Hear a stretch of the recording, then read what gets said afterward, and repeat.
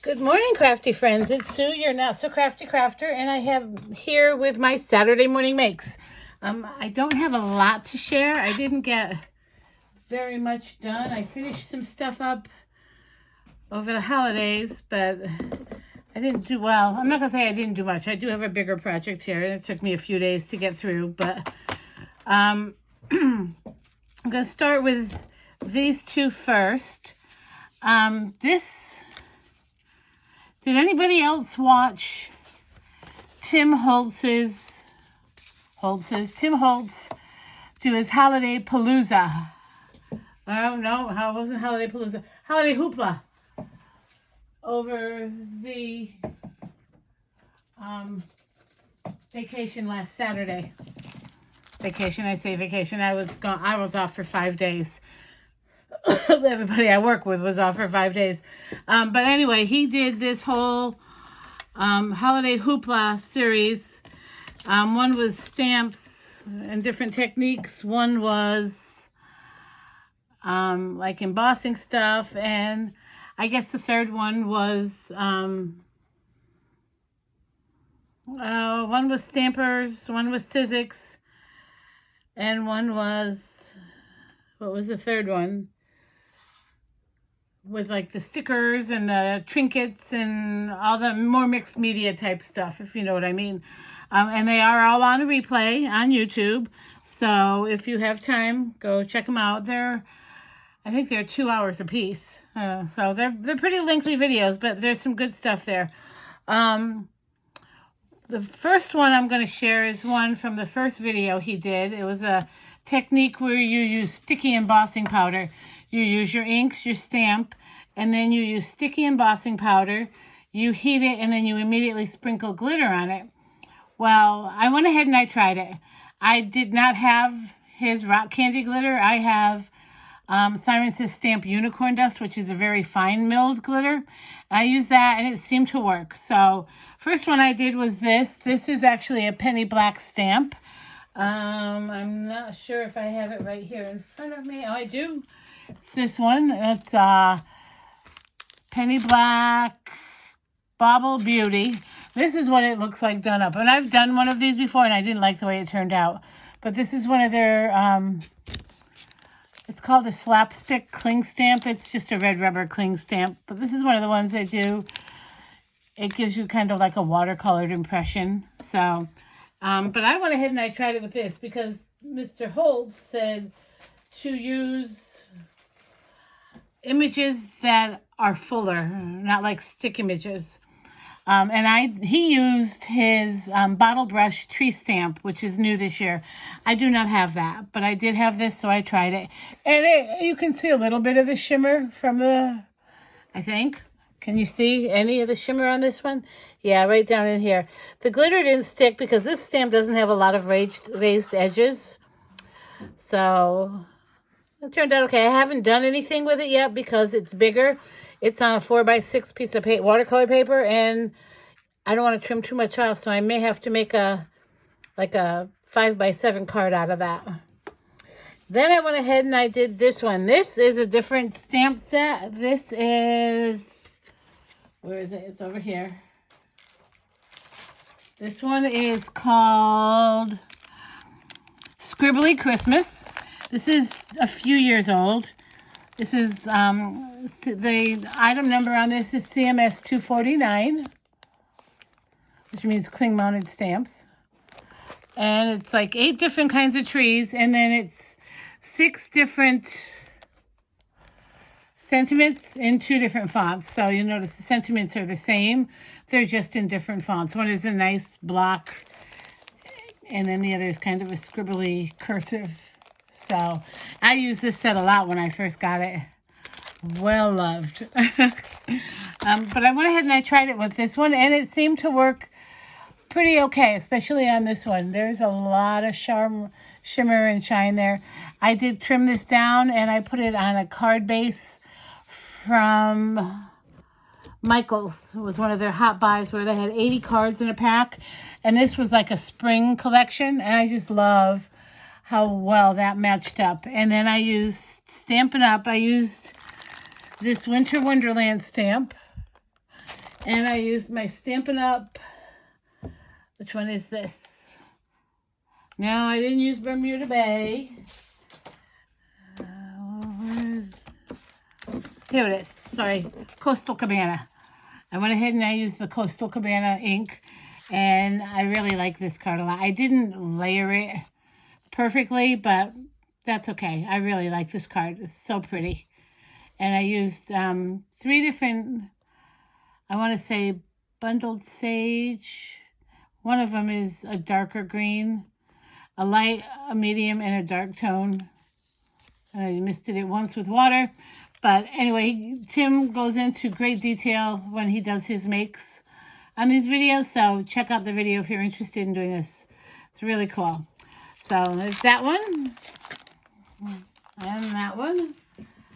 And then I wanted to do something different with this set. I bought this set last year.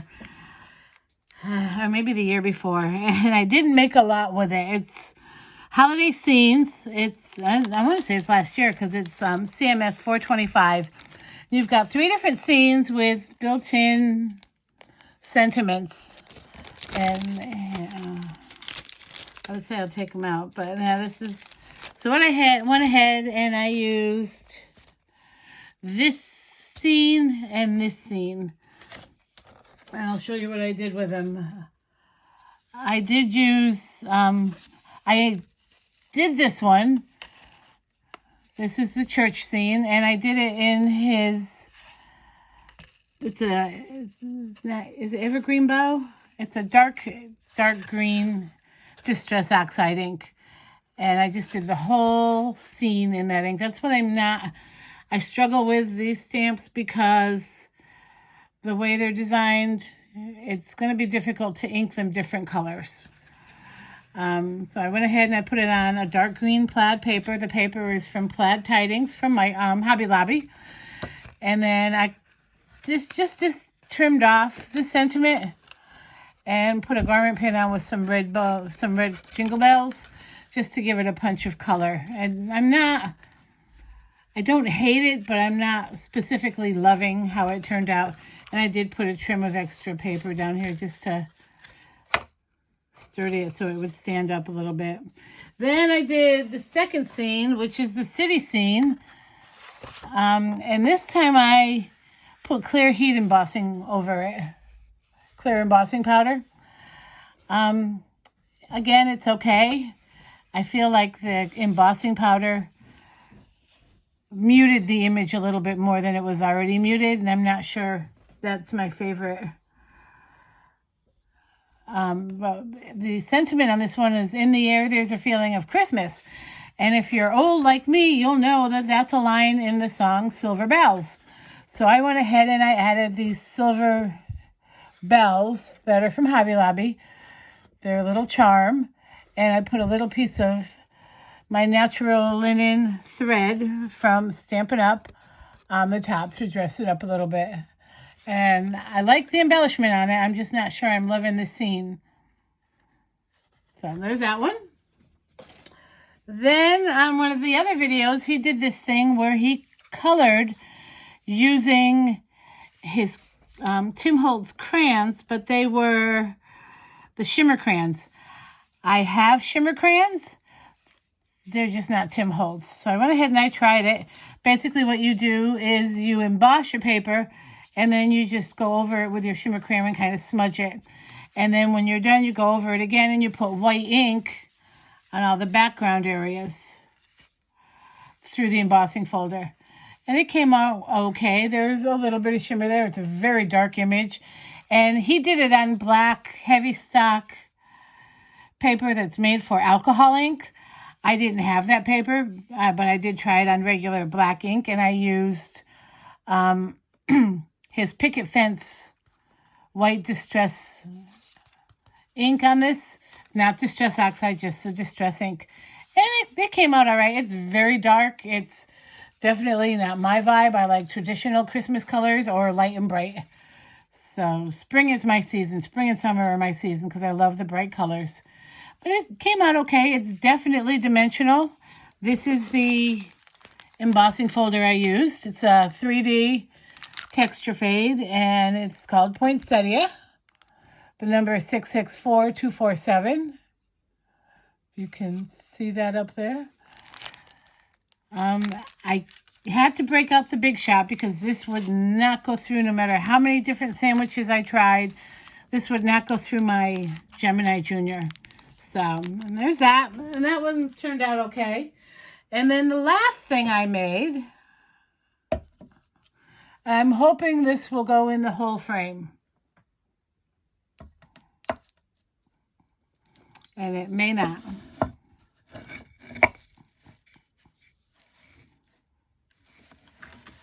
Joy. Now, I got these, and I'll bring each of them up. I don't think I can pull my camera up any further. Yeah, I can't. What I did, I bought these block letters. They were set.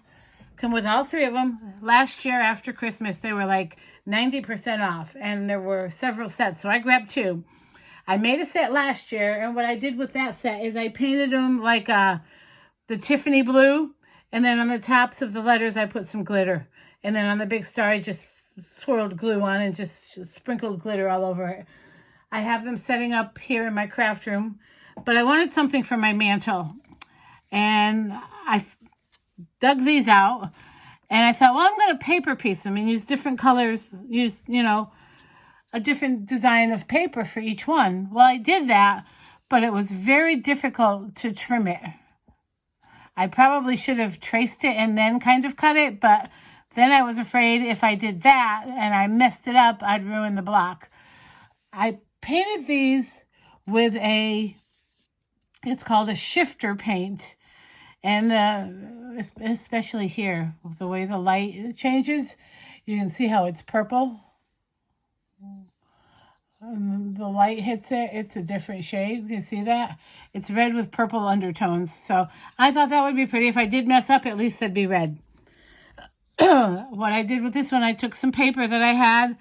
And these papers came from a Christmas pad I got several years ago. It's a very big pad. I want to say this is Recollections. So, yes, this paper pad right here. This is Recollections, Christmas, Noel. There's 180 sheets in this pad. When I first started crafting, these are the kind of pads I bought because I wanted a little bit of everything. So, and this paper pad has it. There's the trees I used. There's the peppermint stripe I used.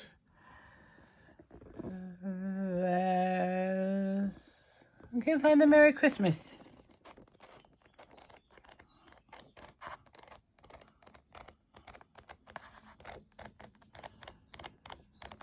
There it is. There's the Merry Christmas paper I used. So what I did is I took those 3 pieces of paper, once it was painted, and I put the whole sheet of paper on, and then I trimmed around it with my knife. Now, for the most part, it came out okay. This is for me. I don't care if it's not perfect. You can see where the knife dragged a little bit and gave me these raggedy edges. To cover that, I went ahead and I put Mod Podge on it and sprinkled a ton of glitter. So you can see the glitter on that. It turned out cute. And then I did the Y. That was a J. This is the Y.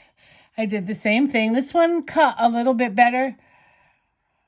Not perfect, but then again, I put glitter all over it. And then this one I didn't glitter. I left this a little more distressed, but it cut much better just because the angles. There's no rounded edges or anything. I tied some baker's twine with some gold in it around the top and added a couple jingle bells right there. So there we go. And I thought that turned out darling. So that was my big make for this week, was my JOY. And I'm gonna hopefully start decorating a little bit tomorrow. I've got some stuff on my mantle that needs to come down. The fireplace isn't workable. It's a very old house. Don't want to take the chance. But it's got tile around it. It's got a huge wood mantelpiece with a huge mirror over the top of it. but it's also where I keep my vitamins and any meds I have to take, because if I put them in the medicine cabinet, out of sight, out of mind. This fireplace is in the dining room, and it's right on the way. That mantle, I pass that mantle into my bedroom every morning, every night. So I have to clean that stuff off and find a new place for it. So, but yeah, there's my JOY. I thought about trying to glue this all together, but I don't know that it'll stand up. So I have it, maybe if I put it this way for you to, no, it's still not going to fit in frame because it's so big. But that was my big make for this week. I should have a haul video for you. I'm waiting on a package this afternoon from Ranger. And once I have that, I'll go ahead. I have a few things I have one thing from Amazon, and I have a couple of little things from scrapbook.com, and then my Ranger. So I will go ahead and share those with you as soon as everything comes in. That's all I have for now. I hope everyone has a great day. Enjoy your weekend, and I will see you next time. Don't forget, #SatMornMakes. Share what you make. Would love to see it. Bye.